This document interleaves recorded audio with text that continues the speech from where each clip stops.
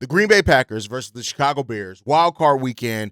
The storylines write themselves. One of the longest rivalries in all of sports is going down in the playoffs on Saturday. It's win or go home. Everything's on the line for the Chicago Bears. And on today's episode, we're going to break down 3 keys for the offense, 3 keys for the defense that will decide this game and exactly what has to go right for Chicago to keep its run alive. We're going to go ahead and get into all that and more right after this.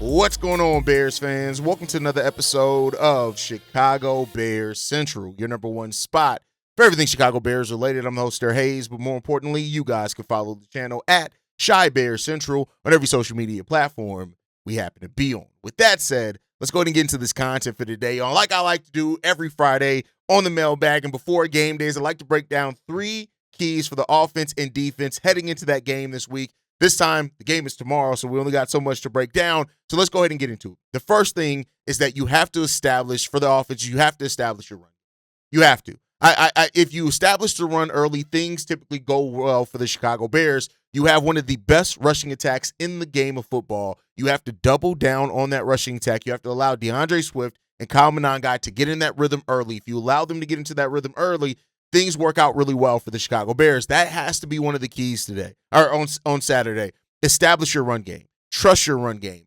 I say it a lot, and at this point become just kind of one of my sayings, but it's almost like Ben Johnson has to relearn that he has a pretty damn good rushing attack every single game, and it's like he has to remember that. Start it off with that. Come out running. I get it. He likes to get Caleb involved. He wants to throw the ball. I get all those type of things. Nothing's wrong with that. It is what it is. But if you establish your run game early, it makes everything easier for your offense in every shape, form, or fashion. You can build off the chemistry with Colston Loveland.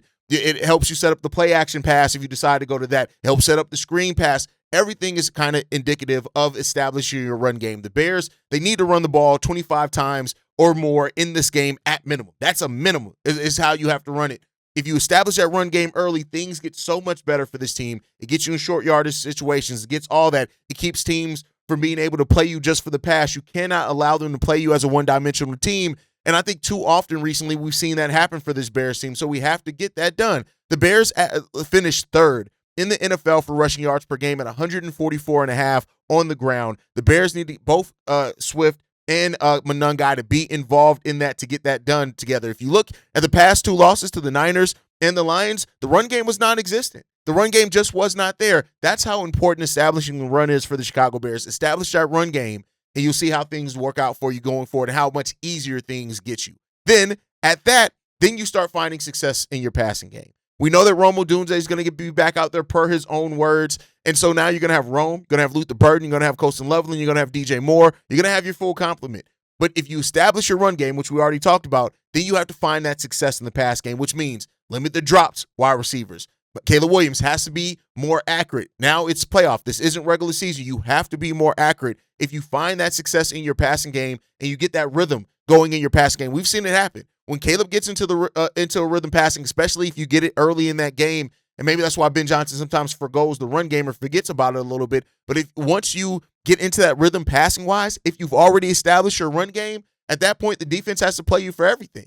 And it opens up schematically how creative Declan Doyle and Ben Johnson can get in their scheme and how they want to attack the defense. You set the defense up. You set it's a mental advantage when you're able to do that. So the pass game and the run game has to work in synergy. But I say establish the run first and then find where you can find success or get the success where you can in that pass game, whether that is catching Cole Kmet in the flats, whether it is catching DJ Moore in the open field, whether it is slants to Luther Burden, whatever it is, whatever you have to do there. But you have a nice plethora of weapons there that you can use them. And that's up to Caleb Williams. Now the standard has changed. This is now the playoffs. So you need better from your run game. You need better from Caleb Williams. And make no mistake about it, a big part of this is how you view Caleb and Ben Johnson and how well they're going to be able to attack this Packers defense. You have to do it often. You have to do it early. You have to be consistent with it, right? Don't gamble where you don't need to. One thing I know we're going to see some trickery from Ben Johnson, but don't gamble when you don't need to. But there will be times where you do need to gamble. That's one thing that I hope that Ben Johnson learned from the last game against the Detroit Lions. He didn't gamble when he should have on fourth down. This is the playoffs. Everything's on the table now. You cannot leave anything out there. If you do, you're going to get your ass sent home. So the Bears got to lock in that on the offensive side of the ball. And then lastly, get out to a fast start. Get out to a fast start. Do not wait to the fourth quarter to wake up as an offense. I get it. The Iceman, all that has been great. But like I said in prior episodes, you want to be, you know you have that tool in your shed when you need it. But you don't. It doesn't need to be how you win every football game. You can't wait on Caleb Williams in the fourth quarter and being the Iceman to win you every football game. Yeah, if you need it, cool, you got that. But you have to get out to a fast start. That's what really changes things for this Bears team. You got to put up points early. Ideally, more so touchdowns and field goals, but I'll even take field goals at this point in time. You look at the last couple games, the Bears get a couple of more field goals early. Then look at what you can do there. Get yourself in scoring position. When you get in the red zone, score in the red zone. And that's something that the Chicago Bears definitely need to do. That was one of the things, as far as in the season statistics, that the Bears were not in the top 10 at, and that's red zone scoring. That's where the Bears really need to start making their money at, and hopefully they can do that in this game against the Green Bay Packers. But there's some reasons for confidence for the Bears. Ben Johnson and Caleb Williams, their chemistry, how they discuss what they've been talking about, is their mental aspect into coming into this game, how they're getting their team ready. That's great. The chemistry between these two guys, that's the backbone of what this offense and what this team is based off of. And Ben Johnson and Caleb Williams gives you a huge reason to think that, right? And then also, Soldier Field is another home field advantage for you. And that's amazing. That's what you see with the Bears when the Bears are winning. Soldier Field actually turns into a home field advantage, unlike some of these other stadiums. We have the weather in our favor, right? Where some teams have domes where the weather doesn't make that big of an impact. This is going to feel like a Chicago Bears-Packers game, and it's going to have that feel every step of the way, and the Bears need to use that environment to their advantage as well. If they can do those things, we'll see if they can steal the win. But let's switch to what I'm not as confident about, and that's the defense. The Chicago Bears defense has been bad the last 3 weeks. It's just been bad the last 3 weeks. Well, it's not been great all season, but specifically those last 3 games, it's been damn near horrible, right? So the Bears have to come out here. We know we're getting Kyler Gordon back. That's great. But you have to come out here and you have to be prepared. C.J. Gardner-Johnson's ruled out. He's not even going to play today. So now you're back relying on the old faithful. Tyreek Stevenson, Kyler Gordon, Jalen Johnson, with Nashawn Wright being there as well. You're relying on these guys to get the majority of the job done in the secondary. And so this team has to be locked in. But let's get to the keys. The first one, bend but don't break.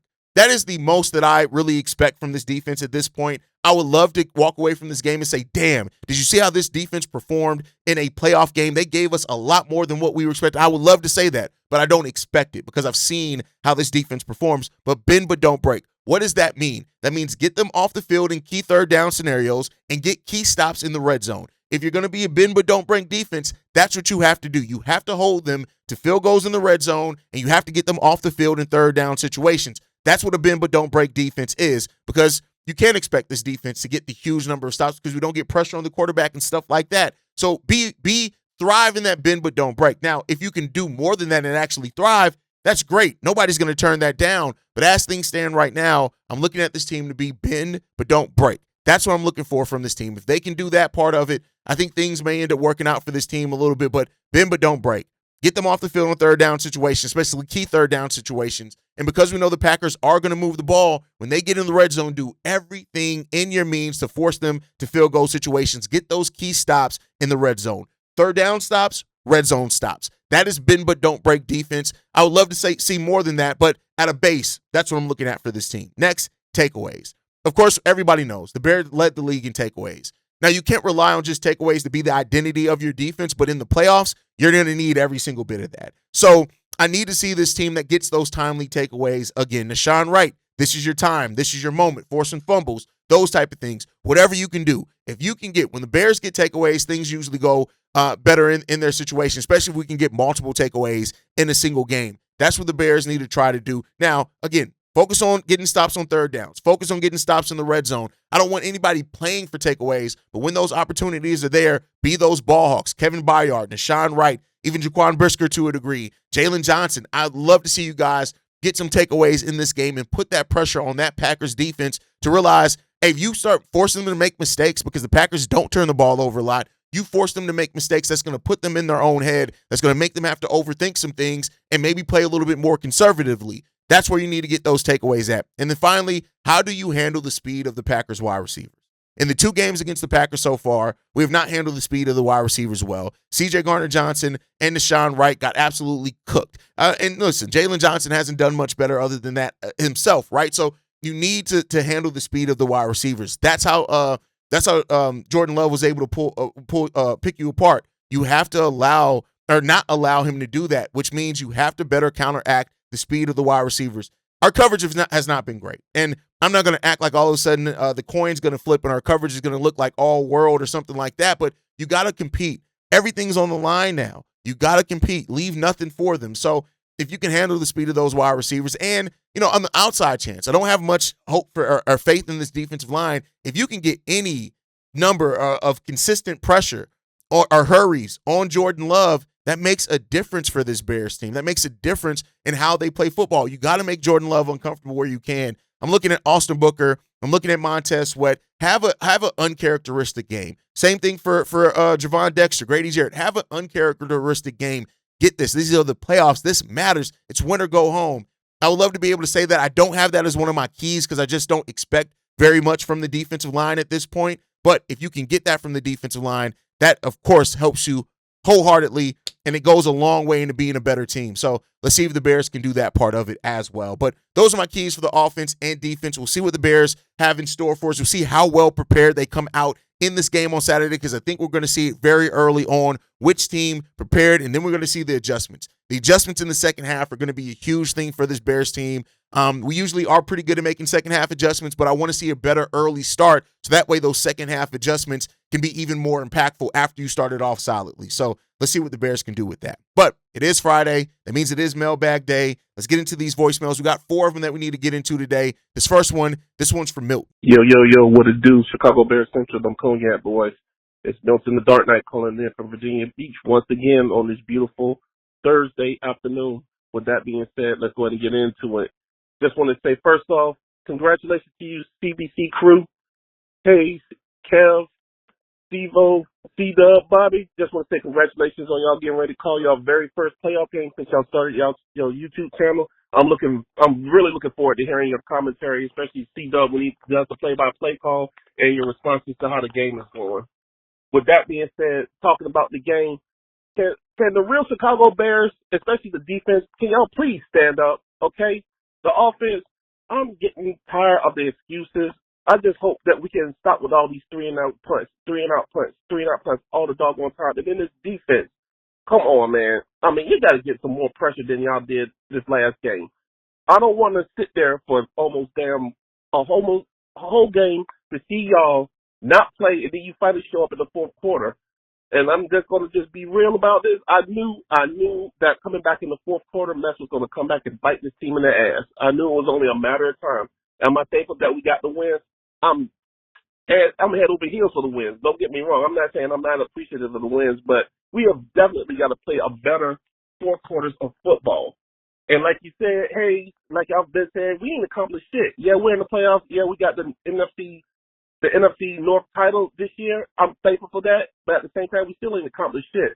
The thing they gonna say that y'all accomplished something is when y'all get to and win the damn Super Bowl and y'all hoist that Vince Lombardi Super Bowl trophy and say the Super Bowl trophy is coming back home to Chicago. That's when you accomplish something. When you go through this season, go to the Super Bowl and win the damn thing and hoist that trophy to say, yeah, we're the world champs. Other than that, y'all ain't with shit. This defense, especially with Colin Gordon coming back, I expected them to get some kind of some oomph in their game. Same thing with this offense. We cannot be doing those 3 and outs, man. Y'all showed out last time against these damn cheeseheads. It's time to do it again. And people online up there talking about, oh, Jordan Love is pissed off. Fuck Jordan Love. And same thing with Aaron Rodgers. Are you cheering for him to win? Fuck no. Fuck both of them. Fuck the cheeseheads. Fuck Green Bay. FGB. With that being said, I hope y'all have a good rest of your day. I'm looking forward to this game. And as always, Chicago up, bear down, FGB, fuck the haters. Let's do the damn thing. Let's get the dub. I'm speaking Bears victory. I'll holler at y'all in the next one. Later. Hoping for the Bears defense to get more pressure on opposing QBs seems like a fool's errand because they just have not done that in any shape, form, or fashion this season in any consistent way. Now, if they can do it, great. I would love to be able to say that this Bears team put it together and found a way to be more consistent in what they are doing on the football field and getting pressure on QBs. I just don't necessarily have the biggest hope for it, right? But the Bears have to play a complete game on Saturday. A complete game, 100% complete 4 quarters of football, because as we've seen, that's what's bitten the Bears in the ass a lot, that they don't play in a full 4 quarters, and then we have to play catch up. Now, to our credit, we've been able to catch up more times than not, but you don't want to do that, especially not in the playoffs. So let's hope that we see a full 4 quarters of football for the Bears. All right, let's get into this next voicemail, man. This one's from Keys. What's the deal, fellas? It's your boy Keys, man. Hope all is well with you and yours. With that being said, let's get to it. So it's here, man. They said we've been waiting for it. Wild card weekend, home game, Saturday night, prime time. Bears, Packers, and it may not sound like it, but I'm keeping my emotions in check. But this is a thoroughly exciting game that's coming up. That's, you know, it makes me feel like I'm gonna go out there and play a snap. I ain't gonna lie to you. But looking how everything is coming together, and you look at us and you look at the Packers, I really do think we got a chance to go in the game and take care of business. Not just believing that, but saying it. I think what it really comes down to is we got a pissed off coach, we got a laser focused quarterback, and we got a team that, they're tired of the shit talking. It's time to put up a shut up, man. And being involved in playoff games myself as a former player, coaching, all that type of stuff like that, man, you don't want your season to end. It's been a grind all year. And, you don't want the season to end. You want to keep it going, bro. So, all in all, as Bears fans, we've been waiting on this moment since 2020 when we played the Saints and got our ass beat. And to go against your rivals, the team that, quote unquote, the demon that you got to beat to get to that next level. I have full thought that if we can lean into the run game, and Ben Johnson referred to like Steve-O, we are a run-focused team.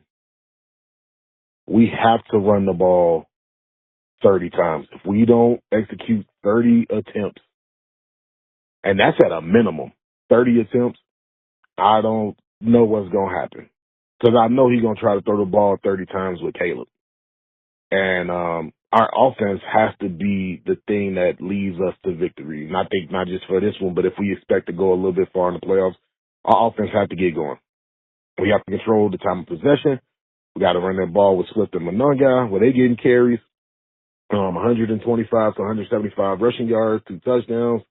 And we can't, we got to score between 24 to 35 points. Is it impossible? No. We just got to execute, man. Ain't no other rhymes or riddles we need to do. As far as defense, we got to step up. I'm looking a lot for Sweat and Austin Booker to do something, because Javon Dexter I'm just unsure of. But, it's playoffs. Ain't no other things need to be said, but let me know what you guys think. As always, shots on up, bear down. I mean, yeah, the Bears definitely have a chance. They definitely have a chance. You just need to lock in. And I'll say they have more than a chance. Playoffs are a different beast entirely, right? And the last thing the Bears want to do is wait till now to shit the bed. And I don't get the vibe that this team is going to do that. I don't get the vibe that this team is coming in here and taking this lightly. I really do feel like this team, I've been saying they haven't accomplished anything yet. I get that vibe from this team overall. I don't think they feel like, oh my God, we won the NFC North. We're second overall in the NFC. We've accomplished so much. This team still seems very, very hungry. They don't seem like they're resting on their laurels and the fact of what they've been able to accomplish. Come out strong, leave it all out on the field, give that effort, die if you have to. If it gets you the win, do what you need to do, right? But you're also right, and that's why it was one of my keys. Establishing the run game early, it helps the entire offense find its rhythm, and that's what you need in a game like this, especially a playoff game. Let's go out here and get it. All right, let's get into the next voicemail, man. This one's from Darius. What's going on, guys? Darius from Dallas, man. I thought about something that I thought about during the game or a little bit after the game, and it pissed me off all over again. So I had to call in about it. I love Dennis Allen. I really do. but I don't understand why you decide to go man the entire game. Like we just got a bunch of Darrell Reeveses just sitting in our roster. I just don't get that. He's got way too much confidence in our corners if that's the case. I get it, they lead the league in interceptions, but damn it, we ain't got no pass rush. So that means that it's all on them to make that play. It's all on them to get the takeaways because the pass rush isn't giving them any help. I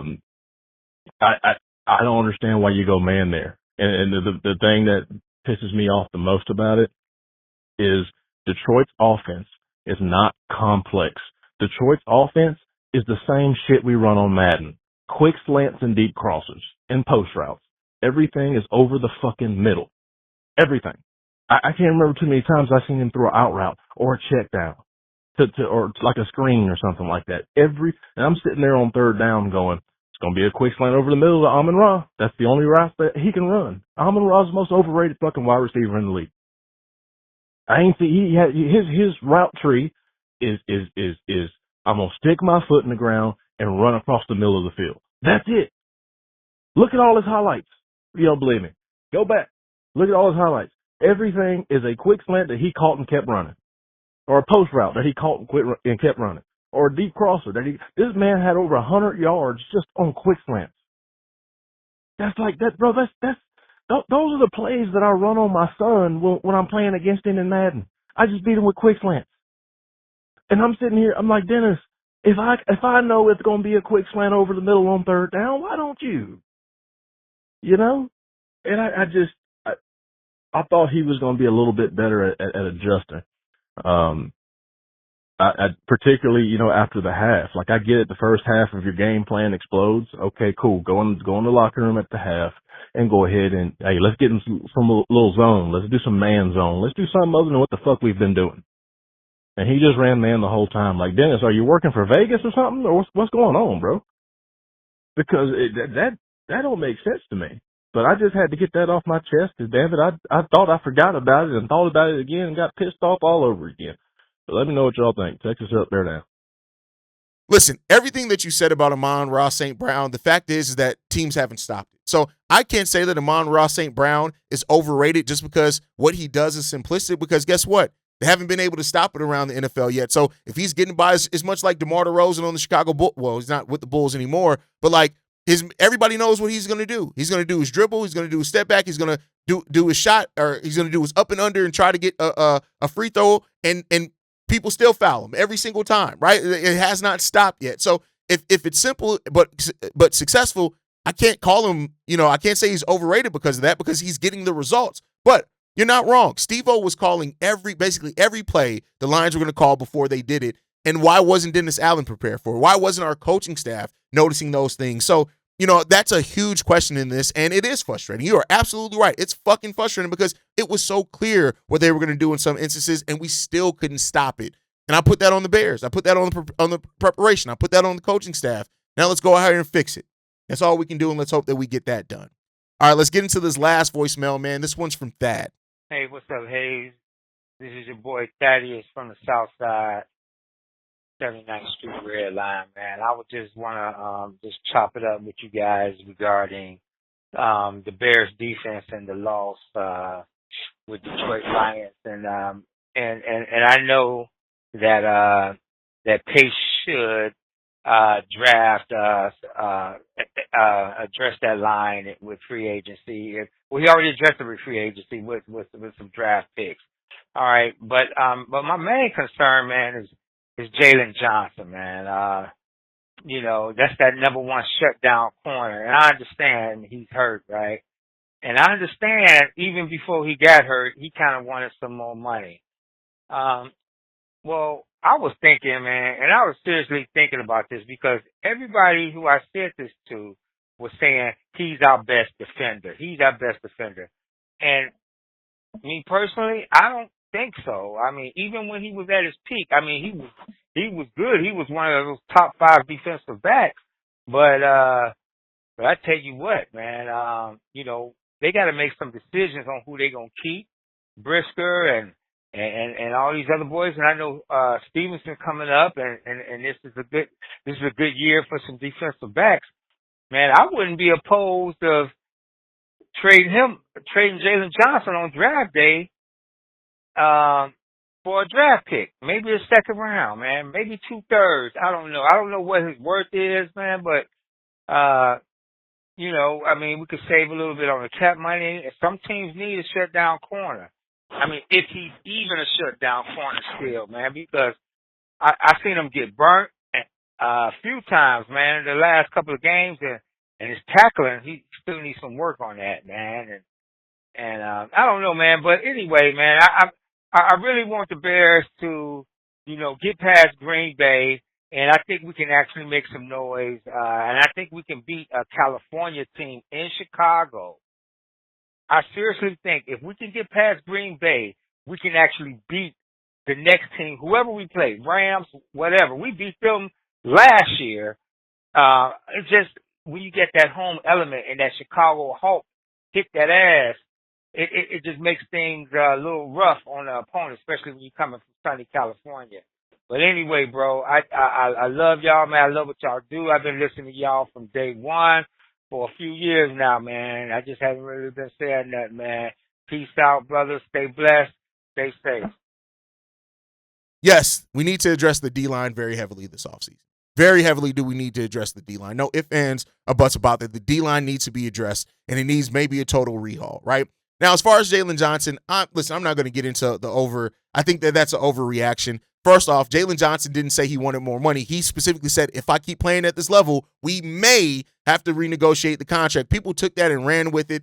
And no, he's right. Like, he signed a bargain deal. If you keep performing like one of the best cornerbacks, most players are going to want to renegotiate that deal. So let's cut that silliness or try to blame him on that or say that he just wanted more money. That's not what he said specifically. And he's been playing hurt.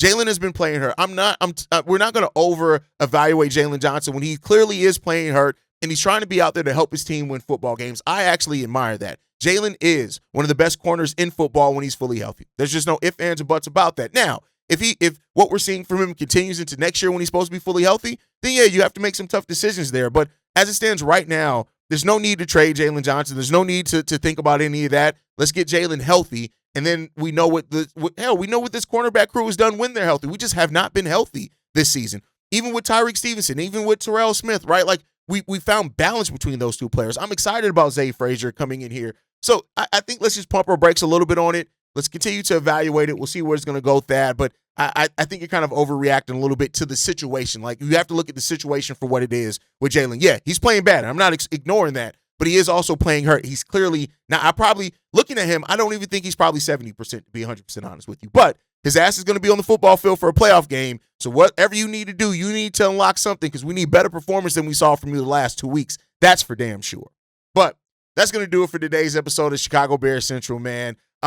Listen, I'm very excited about this game. One game, 60 minutes. Everything's on the line for this team. If the Bears handle their business, we're talking about the divisional round next week. If not, the season's over, and then we'll be reevaluating the season. Make sure you guys are subscribed. Hit that like button as well. If you're on the podcast side, leave a rating and review. You can follow us at Chi Bear Central. You can send us any feedback, questions, comments, concerns. ChicagoBearCentral@gmail.com. And lastly, if you want to leave a text message and our voicemail for the mailbag, the number to do so, 773-242-9336. We are the number one spot for everything Chicago Bears related, but that is thanks to you, lovely and beautiful people. And like I like to end every episode on, Chi-Town up, Bear down. Love you guys.